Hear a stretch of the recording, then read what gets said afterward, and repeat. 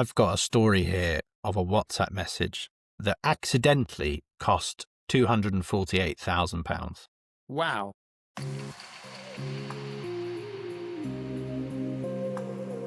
Welcome to Undocked. Not just any Undocked, Undocked episode 12.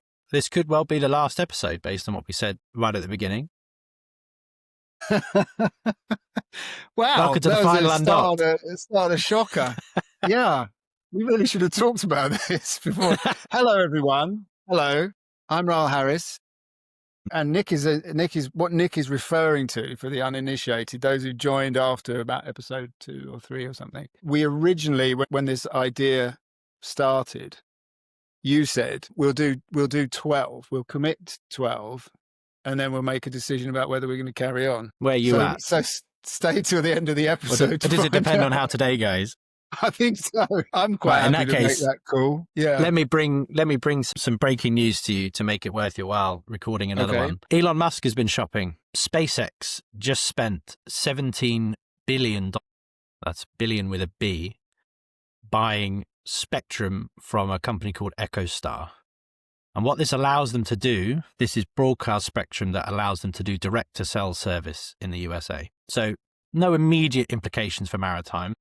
But if they're spending $17 billion on the spectrum, they're going to really, really commit to building the satellites that make direct-to-cell work in practice. And I've got a quote here from the COO of SpaceX. With this exclusive spectrum, SpaceX will develop next-generation Starlink direct-to-cell satellites, which will have a step change in performance and enable us to enhance coverage for customers wherever they are in the world. So just so you know, it's a big world, and lots of people have different names and stuff for it. This is direct to cell phone, right? What it allows your phone to do, so iPhone, Android, whatever it may be, what it allows it to do is speak directly to the satellite.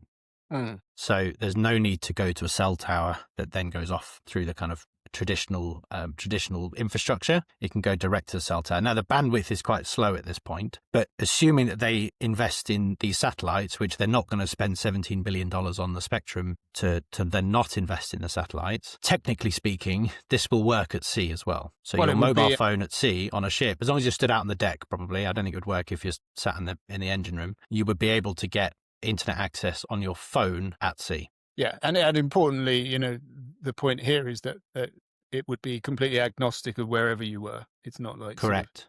It's not doing anything different when you're at sea, right? It's just that it's a more remote locale. So yeah, I mean, I guess my big question there is, isn't there sort of times at the moment where your phone is connecting directly to satellite? Is that not happening at all? I don't think so, if you've got a satellite phone, which has bits of hardware in that I don't understand.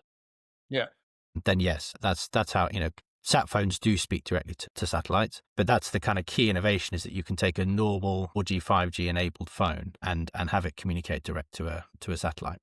So yeah, so from your point of view, then this is really just about kind of like that sort of rush to ensure there's never a time or a place that you're not connected, and everybody is kind of, because this is something that that was kind of attempted by Facebook, wasn't it, some time back, when they kind of realized, tried to do it with balloons. That's it. Yeah, they realized that their user acquisition sort of had reached its conclusion in terms of where people were able to connect to Facebook and use Facebook. Yeah. And then they tried some pretty crazy things to try and ensure that they could reach into what was largely sort of developing countries, right? India was one of the big ones there. And I read the book. Oh, I forgot what's the name of the book there. Careless People, I think is that right? Okay, I've not read that. Let me just have a quick look. I can cut this bit out. Make me look clever. I really want to now leave that in the edit. The book Careless People by Sarah Wynne Williams. Yeah. So this is a book that came out. That's a Facebook insider.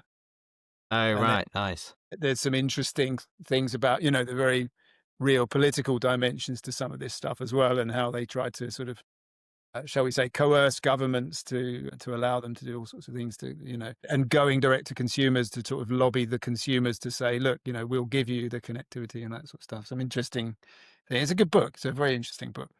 We're going way off topic here, but I saw an interview the other day by Nick Clegg, and he was saying do you really think it's realistic that something coming up in someone's timeline in Facebook will influence how they vote?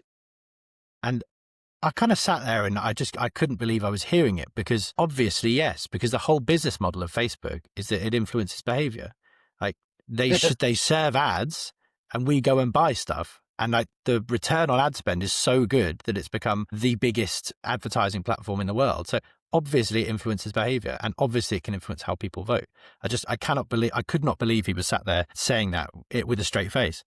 Well, he should read that book I just mentioned, Careless People, because it outlines very clearly how the role that Facebook can play in elections. And anyway, I mean, yes, you're right. We Gone off on one of our tangents. I've got a question for you, Raal. What is the most expensive WhatsApp message you've ever sent? Oh, do you mean in personal cost terms? You read that question however you like. I dread to think. Yeah, I think I have probably one where I sent it to the wrong person by mistake. Oh, yeah. Oh, that's bad. Having to. The worst is when you accidentally send it to the person you're talking about. Yes, I've done that in the past, and that is bad. Yeah, that can also happen, which is where the kind of, the edit function they introduced has been to be very effective. But in terms of monetary cost, I have no idea really. I mean, yeah, how would I even begin to quantify it? But certainly nothing material. It would be. I've got a story here of a WhatsApp message that accidentally cost £248,000. Wow. We all know, or at least I think most people in the shipping industry would know, that under the English legal system, email is legally binding. So if I emailed you, Raal, and said, I'd like to buy one of your spectacular Hawaiian shirts, and you email back saying, that'll be £50, and I email back saying, yes, that's great, we have effectively formed a contract at that point. And if we took that to court, the court would say, yeah, that's a contract. What recently happened, there's a high court case, JV Holmes v. Fincham, and the High Court has effectively said that WhatsApp messages also have the same legally binding impact. So JV Holmes approached a contractor to do some demolition work. They sent a few emails about the scope of the work and pricing negotiations and all that sort of stuff. And then they moved to WhatsApp. Now I'm going to read you the messages that actually formed the contract. Hi, Ben. How did you get on, mate? Is the job mine, mate? And then Ben responds, can you start on Monday? And then the first guy responds, Ben, are we saying it's my job, mate, so I could start getting organised, mate? And then Ben responds, yes. Then what happened was Ben sent contract terms and conditions by email, and the High Court said, too late. You've already signed the contract by saying yes to that WhatsApp exchange message. And the assumption here being that when they saw the terms and conditions of the contract, they were not so keen to proceed, mate. Well, I think they thought they could keep on negotiating, and they said, the original guy said, no, we've already agreed. We've agreed price. We've agreed everything. I'm starting the work. And they said, no. And so he took them to court and he won. And the outcome was, £250,000. Wow. In what? In the worth of the contract, or in this is additional damages? Or no, worth of the contract. Worth of the contract. So so it proceeded. Now that's really interesting, because I guess there's a few sort of things to, because this has come up before in discussions where it's let me try and kind of phrase this in the simplest way possible. We've talked about it when we talked about the episode about email and the Sedna acquisition of Dataloy. We talked about the fact that, communication is what people are trying to do, and they will find a way, whatever the way is the sort of easiest for them to do it. And we see this as well in terms of, in the crewing world, for example, it's something that comes up in discussion with people. So these crewing professionals, they develop this lovely website where you can upload your CV and fill in the sort of the form to be, with the manning agent or whatever. But the seafarer just wants to WhatsApp, here's a photograph of my CV, WhatsApp. That's kind of how they want to kind of bypass all that sort of stuff. Yeah. And we've seen this from the minute that WhatsApp kind of came along, because you look at all the other sort of forms of communication, email and all that sort of stuff, and people found it kind of too laborsome, whereas WhatsApp's super quick. And I remember very clearly watching that happening as a trend, and it made me very nervous because WhatsApp was outside of the control. It was outside of, so if you're working for a company and you leave, they typically have access to your email, right? So they can go and they can see, well, what's this person been saying to customers recently? What email comes in that we may need to deal with and react to. So they have that under their control, and it's got privacy policies in it and security in terms of infrastructure and so on. Whereas WhatsApp was kind of outside of all that. And that's what made me nervous. I think it was running a team at the time, and they're realizing they're having these discussions with customers. But now you're suggesting here that in fact, that what they say through that channel is binding, and yet the company still has no access to and that's what's so interesting to me is that, okay, so this is $250,000. We are doing a bit of demolition work. Fine. What if you're fixing a ship? And I know that so many broken conversations, chartering conversations, they happen on WhatsApp. Stuff goes back and forth on email, but then a message goes on WhatsApp. I just, when I saw this, I was like, someone somewhere is going to accidentally fix a ship on WhatsApp. And it won't be $250,000. It's going to be $2.5 million or more. It's going to be a lot of money. And I think organizations just need to think about this, because you're absolutely right. I know you can have WhatsApp for business, but most people just use their personal phone number, possibly their work phone number, but on the WhatsApp account that is not like an official company email channel. And just because it's an informal channel, just because it's a chat channel, now, according to the High Court in England and Wales, that doesn't mean it's not a legally binding channel. Yeah, but it still remains an ungovernable channel. That's the thing that's so potentially dangerous about this, because normally, the reason for switching to WhatsApp, I appreciate what you're saying about expedience and what have you, but it's normally to have a kind of off-book discussion, right? To kind of take it to WhatsApp.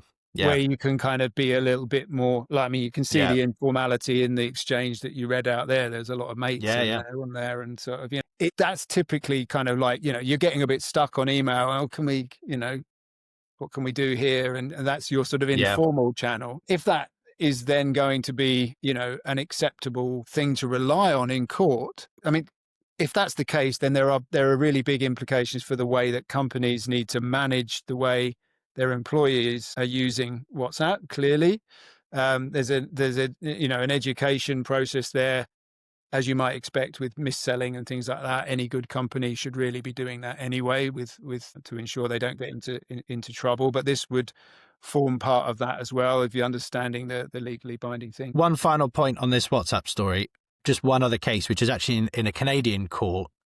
It's not binding in the English legal system, and most shipping is done through the English legal system, but it's an interesting one. Very, very similar case, $82,000 contract, and the a thumbs up emoji mounted as acceptance. So it wasn't even a yes. It wasn't even a yes, let's go ahead. It was just a thumbs up. And the judge, in summarizing, said, and I'm quoting here, "A poo emoji is unlikely to evidence acceptance, but a smiley face with glasses emoji could. It depends on the facts of the case." So be very, very careful with your WhatsApp messages, with what you might be committing yourself to. The judge gave no answer to the aubergine emoji. That would be inconclusive. I think the thing here is also, as you say, that is even fraught with all sorts of,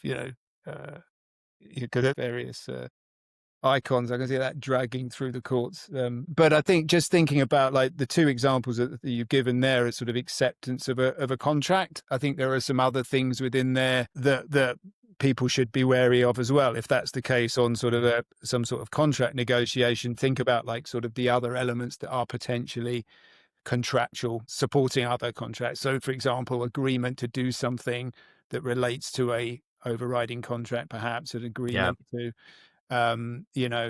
could even be accepting of jobs, things like that. The other thing, of course, coming back to the sort of the sort of back channeling that WhatsApp is often used for, disclosure of information. And I think that's kind of something that people should be very, very clear about. Just because you switch onto a WhatsApp channel does not mean that you're not invalidating an NDA or any of those kinds of things, Very true. But that's something to be very, very mindful of, given the sort of gossiping, titty-tattling nature of social media. This is probably... shipping. And of shipping is probably one of the biggest risks to you in this. So yeah, one to watch, to see how that develops. But interesting that you mentioned it's in UK and in Canada as well, would appear. It's a repeating pattern globally. Yeah, certainly. Yeah. And comes back to what we said as well about sort of, the need to revisit governance and to think about the unintended consequences of, of all forms of digital communication and everything, because people will find ways and workarounds and things like that to the most expedient way that they kind of want to do things. And that may, as I say, have unintended consequences. Well, that was quite we normally have the sort of diversions outside of maritime at the end. So that was good to get that one on the way. But as I said, just because it's not a exclusively maritime story doesn't mean it's not very relevant to maritime. Bringing us back to Earth, obviously, since we were together last week, very big story breaking, or certainly got a lot of people talking, which was Pemira being welcomed as a minority shareholder to Rightship. Now, Rightship, I think, no strangers to our audience, or indeed, we've talked about Rightship before on here, and this is an interesting one. The private equity house Pemira have been aware that they've taken an interest in maritime in the past. I don't know if they've done any deals outside of this. Have they, Nick? You might know. Nothing springs to mind. Yeah, not off the top of my head, no. But certainly sort of aware of them, and they've kind of, I guess, it's bought into. So none of the sort of, they haven't bought any shares off of anybody. The existing parties that set Rightship up still retain their shares. So this is kind of additive, and I think is really interesting, because when you look at sort of Rightship, you look at the people behind Rightship, and I guess you wouldn't imagine that they were in need of kind of capital coming in. And certainly when looking at the sort of quotes around it, what they're from Steen Lund, who's the CEO of Rightship, talks about Pemira bringing in experience of technology and M&A as being sort of, one of the areas that's cited there. So the expectation would be that it's Pemira's kind of what they bring to the table in terms of the experience of technology and of making acquisitions like that. That's kind of excited the people at Rightship about bringing them in, rather than just sort of, needing an injection of cash. So I don't know what your take on that was. We interviewed yesterday Manish Singh, who is kind of Mr. Private Equity in Maritime. It's a fascinating conversation. And obviously, if you're not yet subscribed, make sure you subscribe so that you get that interview when it comes out, because we dive into this Rightship Pemira deal a little bit as part of that conversation. But he said something really interesting, which was Rightship has no need for capital. It is, if you look at the owners of Rightship, capital is not what Pemira are bringing to the table here. It is the expertise. And I think that's when you kind of think about private equity in maritime, obviously you've been through a cycle of that. It is never just about bringing capital in. It is usually capital plus something, capital plus go-to-market excellence, capital plus M&A expertise. And I think you've touched on what the expertise coming from Pemira is: technology expertise, M&A expertise. And I think we're going to see some really interesting announcements from Rightship in the next 12, 18 months, possibly over the next kind of 2-3 years as well. I've got some ideas about what they might do. I don't have an inside track, by the way, but I've got some guesses, but I think it's going to be really interesting across the chartering, intelligence, vessel quality space. There's some really interesting companies operating in that space, and I think Rightship plus one or two of those will make for a bit of a beast in that market. Yeah, absolutely. And I think one of the other things that you're referring to there is we kind of committed to doing these sort of undocked conversations where we bring other people in, and you're referencing the one we recorded yesterday with Manish. And we talked about in that conversation, we talk about getting M&A right, and how, what the sorts of things that can go wrong, and how to sort of do it well, and so I think it's interesting, and I think you're right. There's only one expectation when you bring in this kind of expertise, is that you've got in mind some of the things that you're talking about there in some of those targets and making sure that those are done. Because it's not, as you'll hear when we go through the discussion with Manish, it's not just about the money. It's not just about having the capital to do these deals. There's a lot more to making a success of it than that. And I think one of the things that's interesting with Rightship is that they are in, it's not like they're in a weak position, right? Yeah, to start exactly. with. Yeah. I think they're one of the people that do, they do technology really, really well. What I've seen of the platform that they have is really, really strong. They have a very strong position in the market. They have their sort of record of innovation is good. They seem to keep a really good cadence of, of releasing updates and value adding sort of updates. And you'll also be pleased to know, I also think they do a very good job on the branding front. I think they've got a very clear branding, really clear go to market kind of position, voice, etc. And I think I have always had good dealings with Rightship, and they always seem very, very sincere in the mission that they talk about publicly and behind closed doors, which is great to see. So the other thing that sort of slipped out, I mean, the Pemira one was sort of got everybody talking, but there was another one within there where they talked about an update to one of their products, which is called Right Fleet. Now, interestingly, you mentioned sort of charterers being one of their sort of end users, but they have a number of kind of like, say, customer profiles that you can see on the website. And actually, I was quite surprised to see, just doing a little bit of homework ahead of the back of this. I was actually interested to see that sort of that just in terms of number of products and features and things that actually are aimed at the owner, one assumes owner or operator, were actually kind of more than there were at the sort of chartering end. Now, volume doesn't necessarily mean anything, but I was kind of interested that was the kind of, that was the focus, that they'd sort of, been clearly working on that as an audience. 1 second, I've just realized I'm plugged in my computer and it's just telling me it's going to turn off, which would be a disaster. No. So I'll just plug in. Let me set. Right, I'll just pick up. And this product, Right Fleet, is set very much at the owner operator. But within that, a new product, part of the Right Fleet product, which is called Fleet Focus. And it's really interesting. So the latest, this is reading from the press release, the latest Right Fleet upgrade, Fleet Focus, brings Rightship inspection and PSC deficiencies and incident data into a single view, giving operators actionable intelligence to move from reactive fixes to proactive fleet management. And that announcement went out on the 8th of September. And just to give you a little bit more color, there was a quote from Marlon Grech, who's their Chief Technology and Product Officer.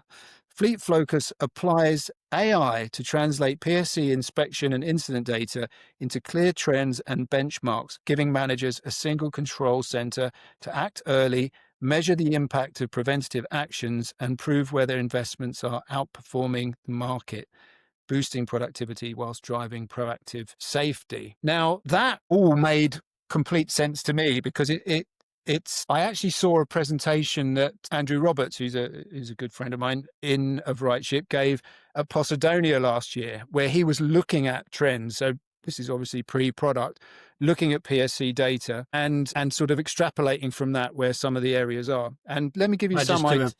Very brief explaining for the audience. Anyone who doesn't know, PSC is port state control. So if I'm a UK flagged ship and my ship goes to Germany, the German maritime authorities have the right to board my ship and inspect it. And that's why it's called a port state control, because you're in one of their ports. And it is what I would describe as something of a kind of hostile inspection, in that they are looking for things that could be unsafe with the ship. They're not kind of on your side, like your flag state will always try and just very, very gently help you improve. The port state inspectors want to make sure that they are protecting their local port, first of all. And so when you get port state deficiencies, they are published. And so this has become a kind of publicly available data set of which ships are good and which ships are bad, based on inspections that are done around the world by local authorities when the ships call those ports. Worst case scenario is the ship gets detained. If it's really bad, the ship will be detained in port, won't be allowed to leave until they fix various things. Or they get a deficiency, which, as I say, goes out on this kind of public record through something called the Paris MOU. That has a knock-on impact for whether the ship is likely to be chartered by various charterers of various quality. But if you want to run very, very safe ships, you want to check the port state control record for the ship to be sure it's not a bad one. Sorry, Rob, you carry on.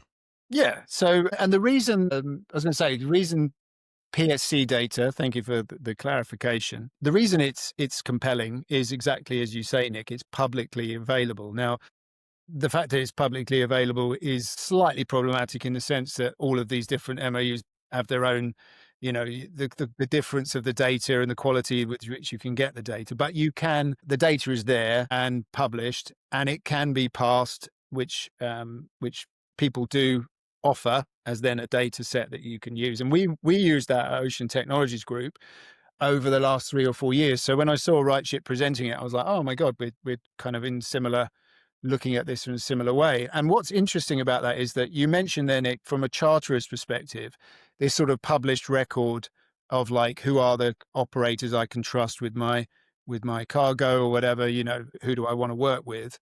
That's been sort of traditionally where Rightship's been operating. By putting it into the operator's hands, really, the benefit is to be able to see before you sort of experience these deficiencies or detentions yourself, and effectively you could learn from the market. So the routes that you're operating, you can see what kind of things people pick up on and that kind of, so you can look at areas in there. And one of the things when I was working with that data that was really, really interesting was, so I was working with Ocean Technologies Group, focus really being around training and where people were applying. Typically, you're doing your onboard training, whether to satisfy certain training that you need to demonstrate that you're doing, familiarization training, whatever it might be, or specific trade related training. But also training is really something that you should be doing to kind of drive your KPIs and to try and sort of, be a better performer. So potentially by looking at common deficiencies that arise in PSC, you have the opportunity potentially to gear your training and your learning strategy around making sure that you don't fall foul of either what you can see in the market. So that's where the sort of benchmarking stuff comes in, or indeed what's happening in your own organization and being able to respond to that. And one of the things that if you go on the OTG YouTube channel, you'll see presentations that I've given on this. But one of the things that's sort of typical in my experience of working with lots of different ship managers, owners, different size fleets is it's very typical to see things showing up in the PSC data, which are not then reflected within the training strategy. In other words, you may be being hit for lifeboat related deficiencies. When we look at where you're sort of training, there would be an absence of anything relating to lifeboat maintenance or something like that.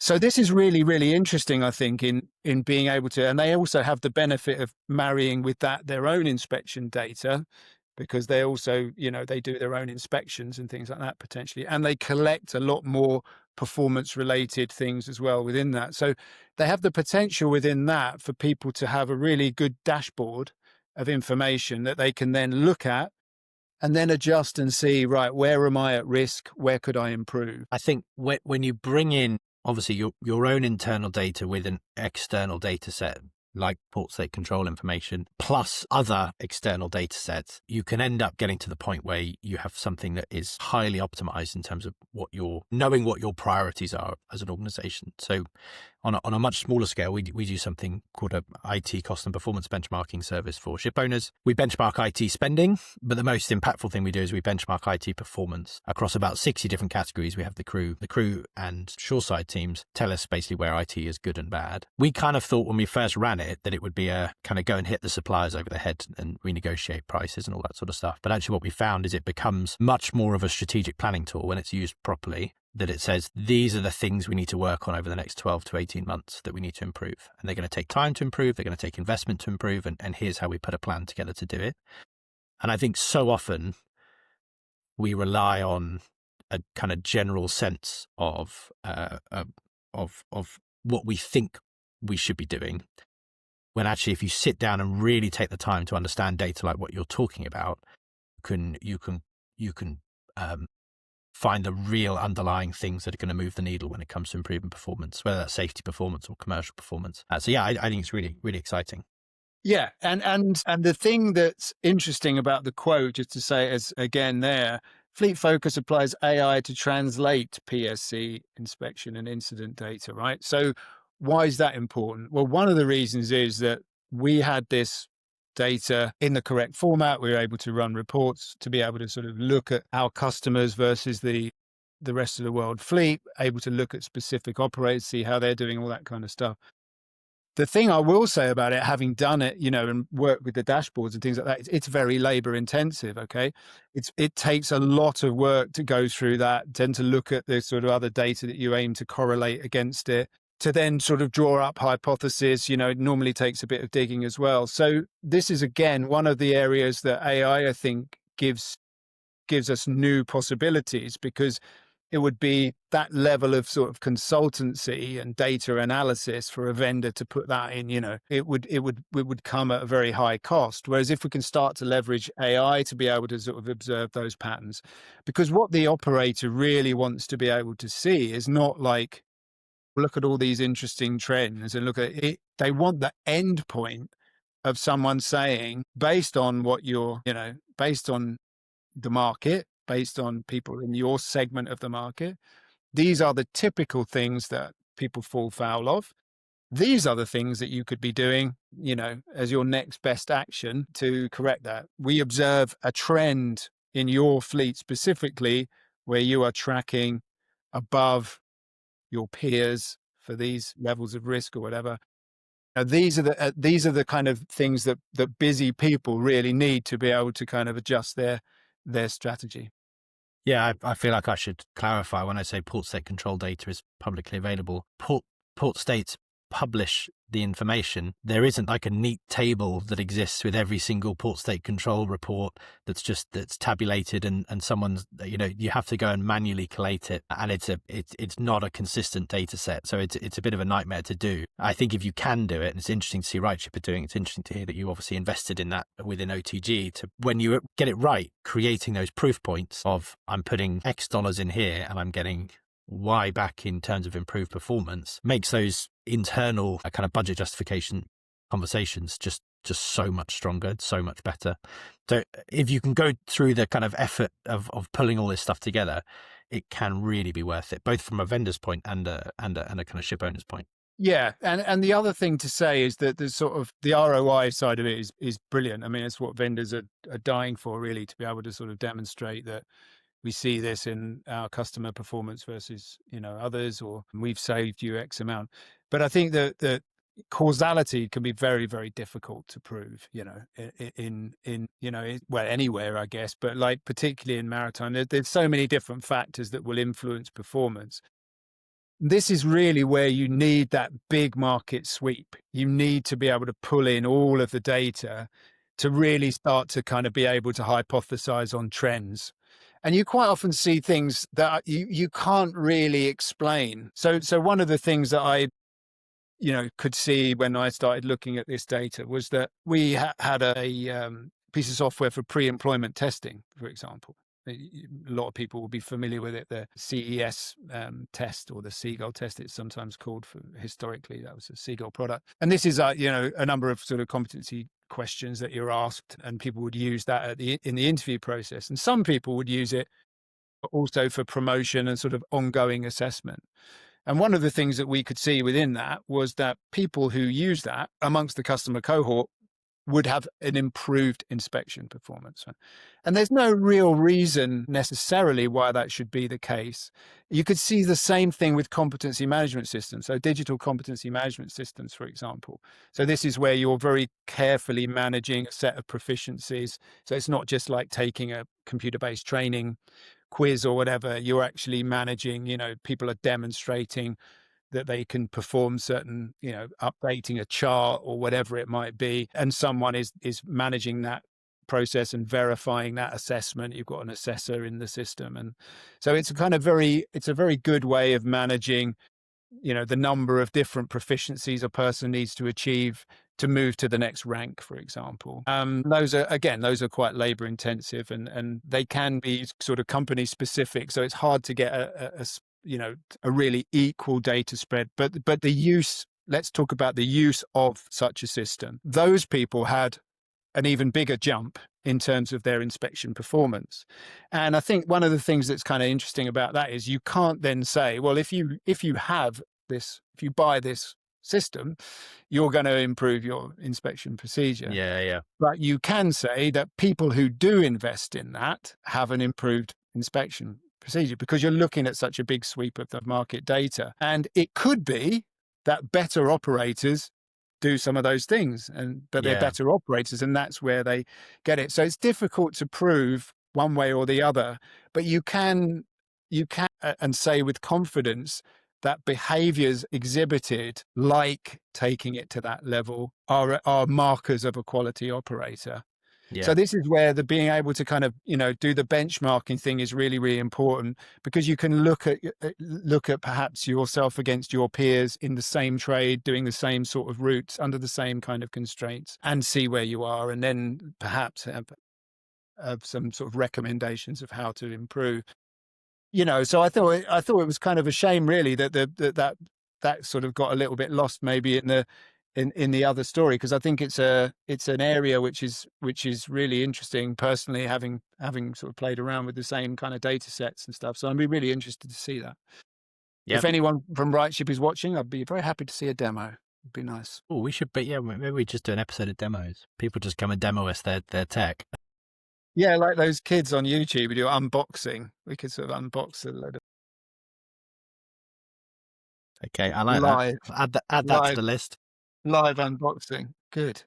On that training point, I spotted something quite interesting a few days ago. Again, it's very much a non-maritime episode for me. But have you heard of Alpha School? I've not heard of Alpha School, no. Okay, so it's an American. It sounds like a cartoon that I might sort of come across on a Saturday morning or something. Alpha School. Where do you watch your cartoons? No, they are the AI first private school in America.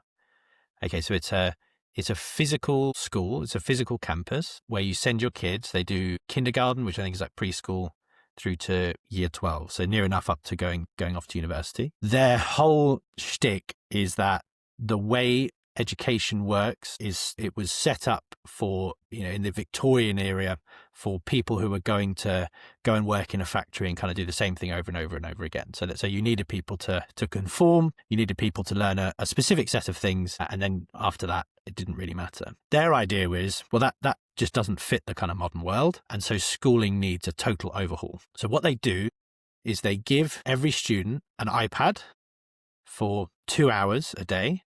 On that iPad is everything they need to learn, delivered by a totally customized chatbot to that individual child. And in 2 hours a day, the progress that the children are making is 2x the progress that's made in a traditional school. So in 2 hours a day, they're making progress. So in 2 hours a day of learning, they are getting the equivalent of 16 hours a day of learning in a traditional school. So okay, so let's just get your immediate reaction to that first of all. It sounds awful, ghastly. I mean, I'm horrified by. I mean, you had me kind of quite excited at the kind of, the factory story, that people being prepared for the, because I feel very strongly that education, the way we think about education, needs to have a bit of an overhaul. But the idea that sort of like you pick kids off and give them they all have their individual experience, and then they achieve in 2 days what they would learn. And I can give you a really simple reason why it doesn't. Firstly, it doesn't surprise me. When we went into lockdown, my daughter was given an iPad or whatever it was. It might have been a laptop, I can't remember now, and a set, a program of work to achieve in that day, and she would normally be done with a day's work within an hour and 2 hours, something like that. So that doesn't surprise me. But the implication is that that's all that they are learning when they go to school and they're with other kids and stuff like that. And that for me is the bit that that is where Alpha School is different. Okay. So they start the day with 2 hours on the iPad. The other 6 hours of the day, they spend doing group life skills. Okay. So they've identified 24 life skills. So things like public speaking, coding, entrepreneurship, outdoor education, music, performance. The other 6 hours of the day are spent on non-academic life skills. In which case, I'm sold. I think that sounds like, oh yeah, that's much more interesting. That's much more interesting. There's a couple of things I find fascinating about it. One is that with the right motivators, our capacity to take information in, and with the right tutor as well. There's another study that I can't remember the stats, so I'll give you an approximation. But basically, the number one thing you can do for your child is get one-to-one tutoring for them. It outperforms sending them to a private school. It outperforms sending them on wonderful school trips. It's the number one thing you can do for your child if you want them to perform academically. This effectively is taking that concept to the nth degree with AI, and then has compressed it into this 2-hour window. And then the rest of the day is kind of open to what interests the child. What are the things that are going to have the biggest impact on them that are non-academic? Because the academics, it seems at least, all the kids going to the school end up in the top 1% academically. It's kind of a given. And so the academics are taken care of, and it then becomes about rounding out the young person. Which I thought was really cool. And it got me thinking, how could you take the same kind of concept into the maritime industry? So I've come up with 3 business ideas.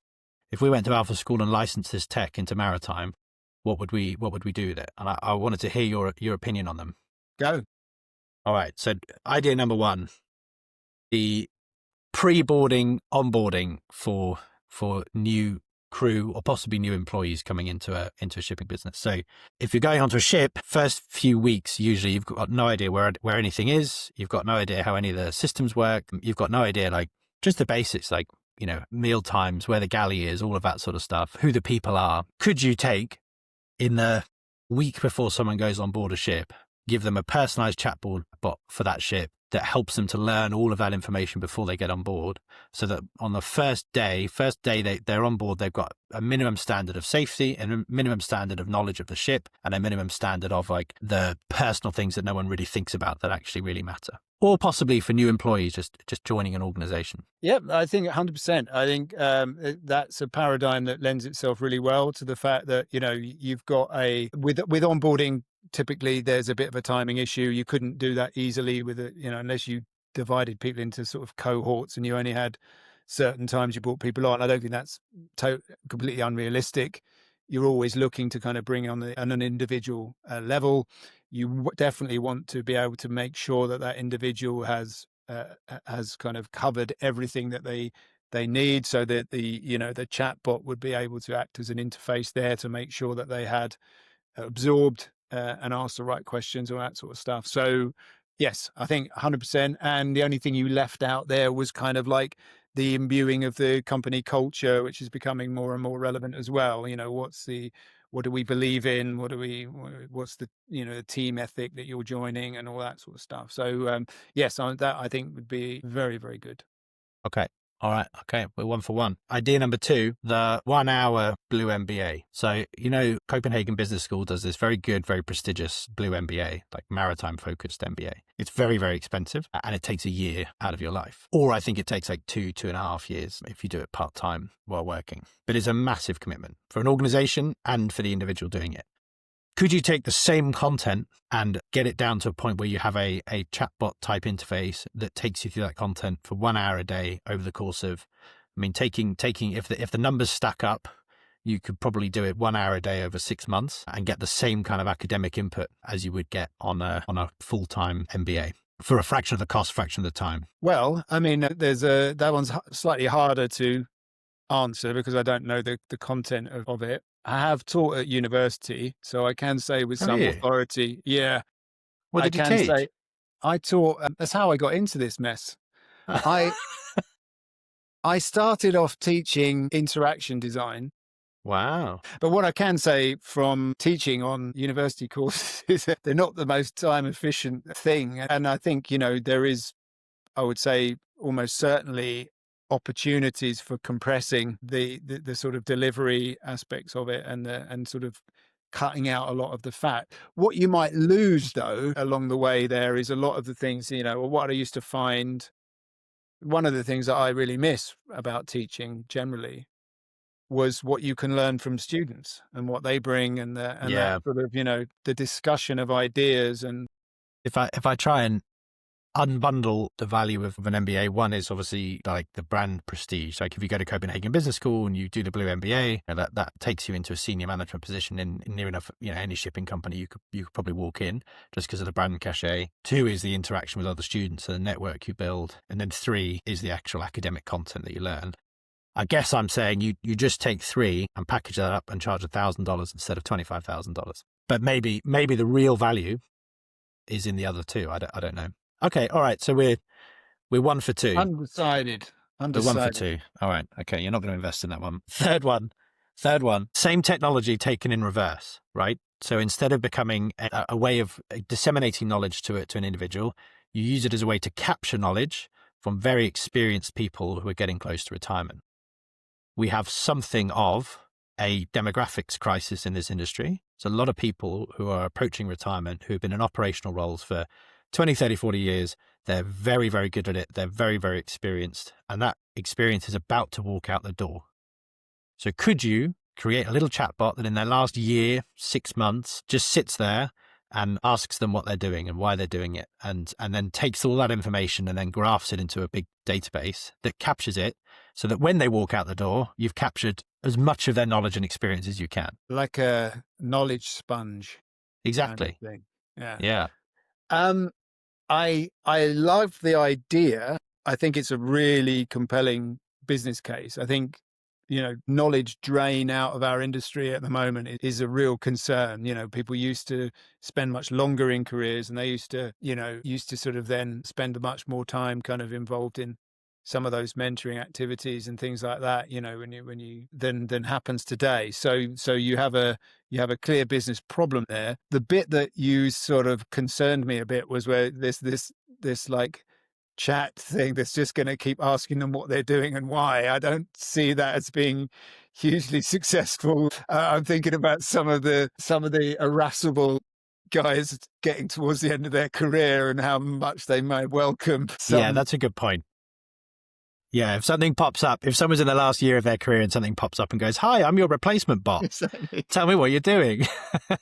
I had this sort of like, the Microsoft paperclip in reverse kind of like came into mind, this little thing that would just drive you bananas and you want to sort of like destroy it. It looks like management wants you to retire. Yeah. Please tell us what you're doing.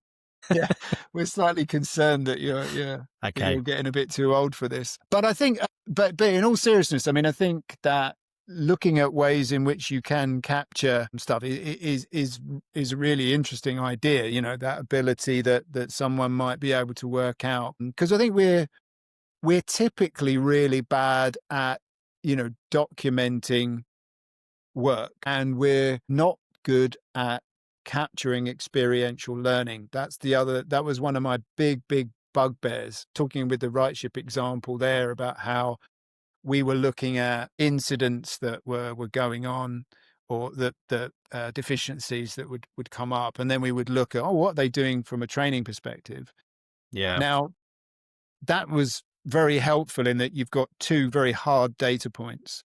The bit where it becomes difficult is, can you say that that's all of the learning that's going on? And I'll give you another sort of illustration in one of the things that I saw when looking at training data. And one of the things that's always very, very high is lifeboat incidents. Lifeboats is an area that comes up a lot in PSC inspections.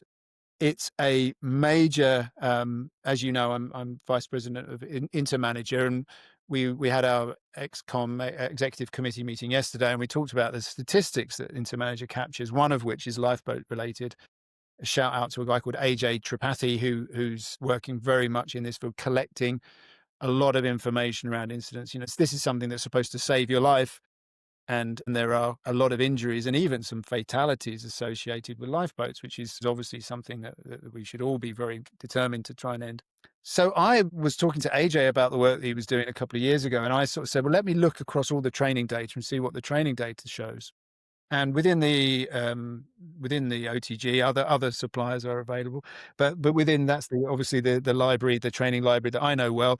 There are a lot of different training titles available within that, things that are related to different types of lifeboats, free fall, on-load release lifeboats. These are sort of lifeboats that you might, that you may have. And then there are things related to maintenance, to drills, all that. So there's probably like 8, 9 titles looking at different aspects of that.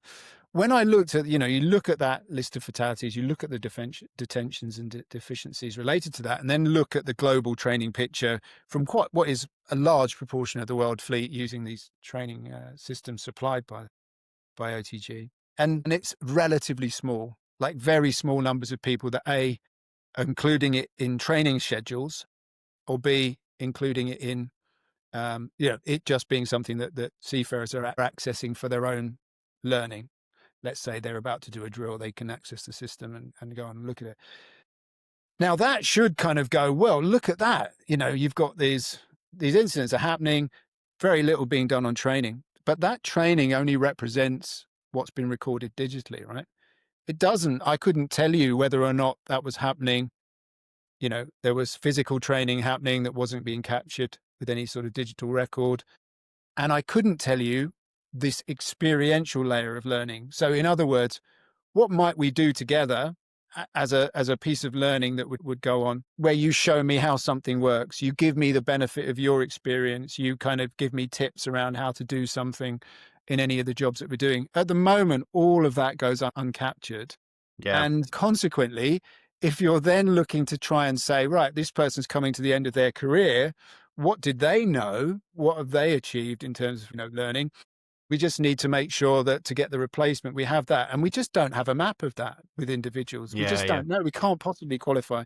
And if you look at the way in which we approach that from the experience matrix is something that you worked on tankers, didn't you? So you will have, and that's something that charterers will often require is the experience matrix. They want to know that somebody spent a certain amount of time at this rank, and more broadly, the idea of sea time. But we don't necessarily know what those people were actually doing. We're not capturing the experience. It is possible to, if you're working in some of the world's busiest waterways, the English Channel, the Singapore Straits, versus, some nice quiet ones where you're doing very simple kind of port. This experience is not worth the same thing. You know what I mean? Not all sea time is created equal. Yeah. I think that's really, really important. Absolutely. And so if you can think of ways that we can capture experience, and the other thing that's implied in what you were saying with your third business idea there of sort of, understanding what people are doing and why, this all sort of feeds into that whole approach around that learning before incidents. I don't know I think we might have talked about this before. It's a really kind of good understanding of like, how is work being performed versus how is work envisaged. So, and you mentioned one of the interviews we'd had. We've also interviewed Torsten Pedersen, which will be coming out soon from C-SPAN. And he talked about that a little bit as well, about that idea of, how do we kind of look at the way in which work is being performed? It's designed one way in the office. The jobs, they imagine it's going to take 2 hours. If it's being, coming back and it's taking half of that, we need to understand what's going on there. Is it, because it may be that they've found a much more efficient way of doing it, in which case that needs to feed back to update those procedures. Or it could be that they're cutting corners, which would be a very bad thing. So, looking at experiential data is a fabulous potential horizon, for somebody to get hold of and to capture. The issue is, exactly as I said with your third idea there, is how are you going to capture it? Because asking people to just record what they're doing and why they're doing it, and I don't see that that's something that people would do. I'm not a particularly religious man, but I'm very happy to admit that on days we did lifeboat drills, I did have a bit of a word with the big man upstairs just to ask him to have a bit of a look out.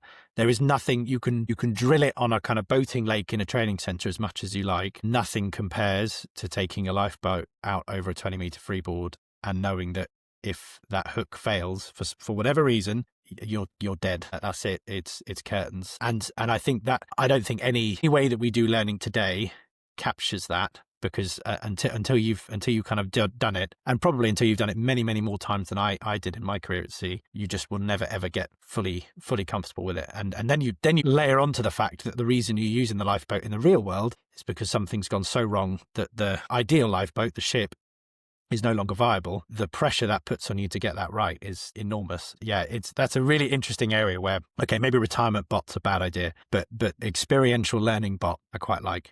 So maybe we'll take that one forward instead. All right. Well, 1 out of 3 ain't bad on my business ideas. Yeah, I'll take that. It's better than my real life entrepreneurial hit rate. So very good. Have you got anything else you want to talk about? No, We're way over. No.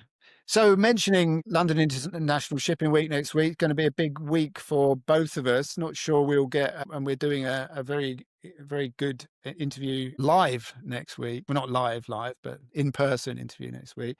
So we probably won't have a show next week, I would imagine. I think we might get one of these other interviews out. Well, we got to ask the key question, Raal. Do we want to continue? Yes. What do you think? Do you want to do another 12? Another 12? Well, sold sponsorship, haven't you? Yeah, that's true. You got to we disclose that? I don't know. Big surprise. We're continuing. I think the original idea was that what we said with the 12 was like, if it's just you and me talking, we might as well just go back to doing that in the pub and save ourselves a lot of the hassle. The hassle. I think what I'm certainly the feedback that I'm getting, I'm having a lot of discussions around the discussions that we're having here. We're getting a lot of interest from people who want to come and join the discussion as well. Some really, we mentioned a couple of the interviews today, and those are be coming out. But I think the biggest thing for me is that it's sort of over the course of the time we started doing this, which was back in June, it's really made me kind of stay very, very alert to everything that's happening, because you want to make sure that we can talk about it. So yeah, it's having a kind of an additional benefit for me in terms of keeping abreast, and also as I think is probably evident in the recordings, I actually enjoy it as well. So I'm happy to commit to the end of the year if you are. Okay. All right. Let's commit to the end of the year, and that's good because we filmed about 5 hours worth of interviews already. But so I was talking to someone who listens the other day, and they said to me, I can't believe you're doing, all of this essentially for free. And I was really confused. I sort of said, well, what are you talking about? Free? This podcast is not free. We need to be really clear with the listeners. If you've listened to more than one episode of Undocked, you owe us, okay? You don't owe us money. You owe us hitting that subscribe button. If you don't hit the subscribe button, you're in debt to us. So if you want to clear your debt and make sure we keep going, please, wherever you're listening, Apple, Spotify, whatever, YouTube, hit the subscribe, hit the follow, like, comment. It does make a massive difference. And then you won't owe us anymore, so you don't have to feel guilty. But it's not a free podcast. Exactly. Yeah. Clear your debt. No, and also as well, thanks to those of you that have taken the time to give us a review as well, which have all been very positive, and those are really good as well. And they are, as Nick said, they're payment in kind for the investment that we make once a week on this show. Exactly. Awesome. Always fun, Raal. Yep. Good to catch up. You look forward to seeing you in the flesh next week in London. In person. That's the first time since Norway that we will have seen each other. How funny. Wow. There you go. Yeah. And awesome. So thanks, everyone. Thanks, everyone. Bye.